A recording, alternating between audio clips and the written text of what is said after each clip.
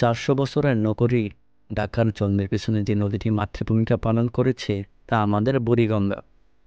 বুড়িগঙ্গার মানে দাঁড়ায় যে গঙ্গা বৃদ্ধা হয়ে গেছে। প্রাচীনকালে এ নদীটি গঙ্গার একটি শাখা ছিল, যা দলেশ্বরী হয়ে বঙ্গোপসাগরে গিয়ে পৌঁছেছিল।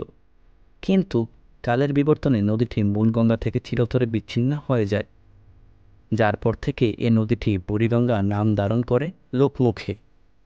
আমরা ইতিহাস ঘেঁটে দেখি যে প্রতিটি নগরের গোড়াপত্তনে একটি নদীর মাতৃভূমিকা ছিল।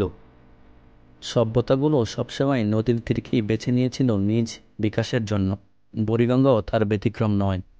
উর্বর শস্য শ্যামলা সর্বোপরি বাণিজ্যিক যাতায়াত সহায়ক বুড়িগঙ্গার তীরটিকে মোগলরা সম্ভবত সর্বপ্রথম একটি বাণিজ্য কেন্দ্র হিসেবে বেছে নিয়েছিল, যার নাম ছিল জাহাঙ্গীরনগর।